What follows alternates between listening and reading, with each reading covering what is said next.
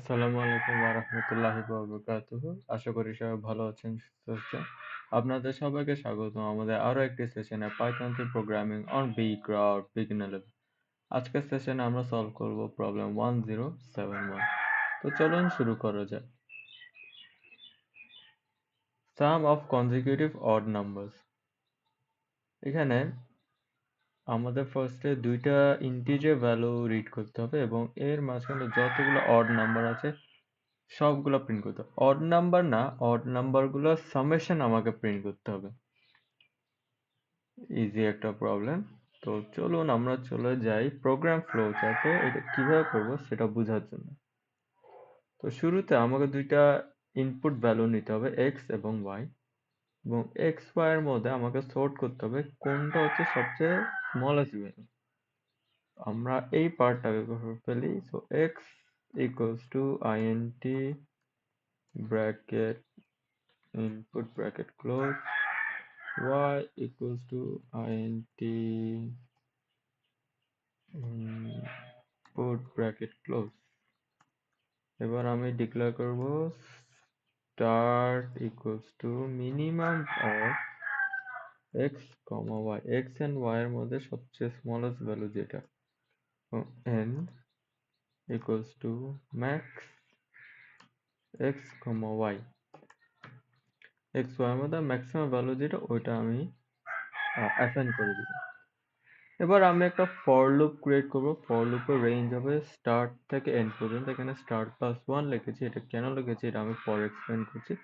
এরপর আমি একটা ইফ স্টেটমেন্ট তৈরি করব যেখানে আমি চেক করব যে এটা অড নাম্বার কিনা। তো for i in range start comma end, start plus 1 আমি এখনো দিই নাই, এটা আপনাদের বোঝানোর জন্য। এবার আমি হচ্ছে একটা ইফ স্টেটমেন্ট করব, if I shift percent to is not equal to 0, যদি odd number হয় তাহলে sum plus equals to I। হ্যাঁ, sum হচ্ছে যে ওই যে I ভ্যালুটা আছে ওইটা sum এর সাথে কন্টিনিউয়াসলি ইটারেট হতে থাকবে। আর এখানে আমাকে একটা ভ্যারিয়েবল ক্রিয়েট করব sum equals to 0। এবার আমাকে টোটাল আউটপুটটা খালি প্রিন্ট করতে হবে, সেটা হচ্ছে sum।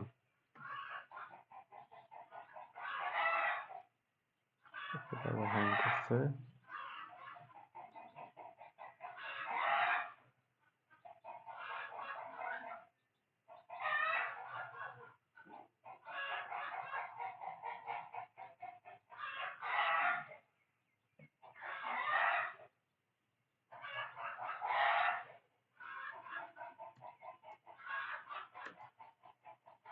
আমার ফার্স্ট ইনপুট হচ্ছে 6 মাইনাস 5, তো লিখবো 6 মাইনাস 5, 0 এসেছে, 0 আসার কথা না, এটা আমরা একটু পরে ডিবাগ করছি।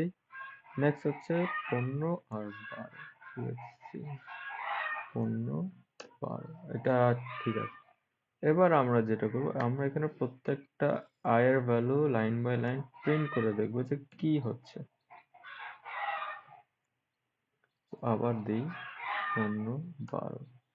তো এখানে যেহেতু x এর ভ্যালু হচ্ছে 15, y এর ভ্যালু হচ্ছে 12, স্টার্ট ভ্যারিয়েবল যেটা ওখান থেকে মিনিমাম ভ্যালু নিয়ে নেয় সেক্ষেত্রে 15, n সেই ক্ষেত্রে 12, এন্ড এর ক্ষেত্রে এটা 15 হয়ে যায়।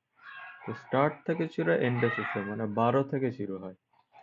এটা যখন ইটারেট করা শুরু হয় তখন ফার্স্টে ভ্যালু হয় 12, এরপর লুপ শেষে এরপর আবার 13 14, 15তে সে আর যায় না, কারণ এটা হচ্ছে রেঞ্জ ফাংশনটার নিয়ম। এবার আসি যে আমাদের ফার্স্টে যে ভ্যালুটা 6 আর -5 এর ক্ষেত্রে আমার টোটাল সামেশন 0 কেন আছে। আমি এটা আবার দিই 6 -5।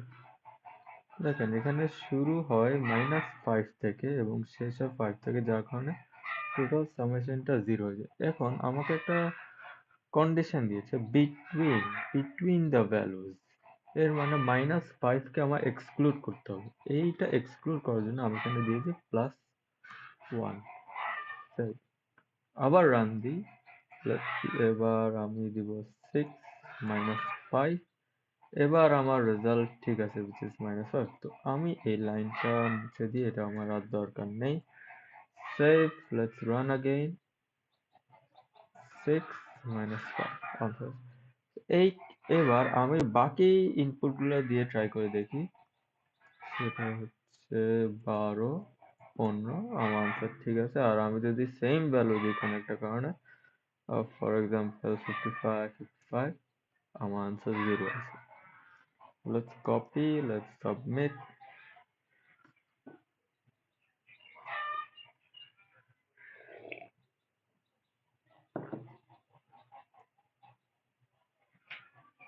accepted।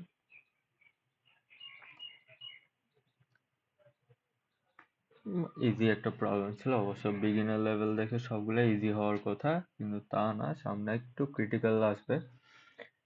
তো আজকের জন্য এতটুকুই ছিল। ইনশাল্লাহ দেখা হচ্ছে আপনাদের সাথে আগামীকাল। সবাই ভালো থাকবেন, সুস্থ থাকবেন। আল্লাহ হাফেজ। আসসালামু আলাইকুম।